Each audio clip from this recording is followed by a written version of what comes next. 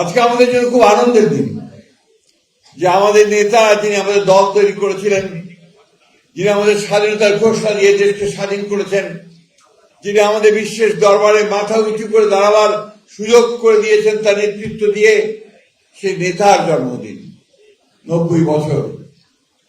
আমরা কি সেই আনন্দ আমরা উপলব্ধি করতে পারছি? কারণ মাত্র কয়েকদিন আগে আমাদের আরেকজন নেত্রী যিনি তার সমস্ত জীবন দিয়ে আমাদের জন্য কাজ করে গেছেন, আমাদের গণতন্ত্রকে মুক্ত করেছেন, আমাদেরকে পথ দেখিয়েছেন, সেই নেত্রীকে আমরা হারিয়েছি।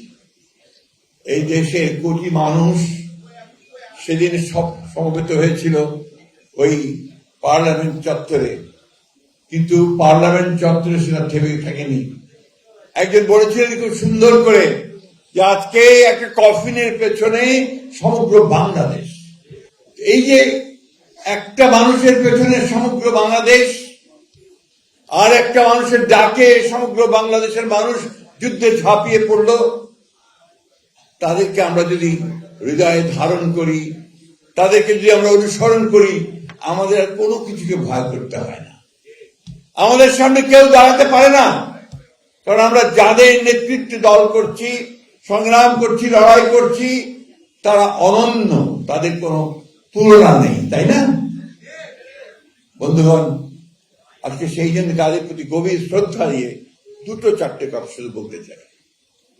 শহীদ জিয়া সম্পর্কে আমাদের সিনিয়র নেতারা বলেছেন, আমরা বারবার তার কথা শুনেছি, বলেছি, বই পড়েছি, অনেক বই পড়ি। যে বিষয়টা আমার কাছে মনে হয় গুরুত্বপূর্ণ, যে শহীদ জিয়া আমাদের একটা পরিচিতি দিয়েছিলেন, আইডেন্টিটি। বাংলাদেশি জাতীয়তাবাদের দর্শনের মধ্য দিয়ে তিনি আমাকে আলাদা করে একটা পরিচয় করে দিয়েছিলেন পৃথিবীর কাছে। বাঙালি তো আরো আছে, পশ্চিম বাংলা আছে, বাংলায় কথা বলে, কিন্তু এই অঞ্চলের, এই ভূখণ্ডের আমরা যারা এই অঞ্চলে বাস করি, তাদেরকে তিনি বলেছেন যে আমরা হচ্ছি বাংলাদেশি।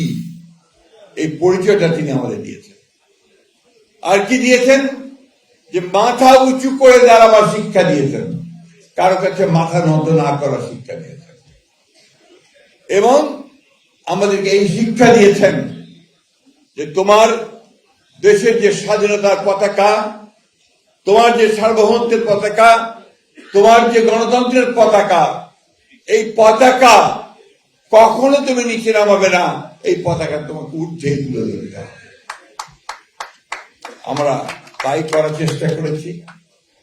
যখন তিনি চলে গেছেন, তাকে যখন নির্মম ভাবে বাংলাদেশের শত্রুরা হত্যা করেছিল, সবাই ভেবেছিল বোধহয় সেই পতাকা শেষ হয়ে গেল, সবাই ভেবেছিল যে বিএনপি শেষ হয়ে গেল, কিন্তু আমাদের নেত্রী, সে গৃহবধূ, তিনি বাইরে বেরিয়ে এসে সেই পতাকা আবার উপরে তুলে ধরলেন। অনেকে মনে করলো যে যখন দেশনেত্রী বেগম খালেদা জিয়া জেলে চলে গেলেন এবং তিনি চলে গেছেন, তখন বোধহয় ওই পতাকা আবার নিচে চলে যাবে। কিন্তু দেখুন আল্লাহর কি ইচ্ছা, আবার সেই পতাকা তুলে ধরেছেন তাদের উত্তরসূরি তারেক রহমান সাহেব, তাই না?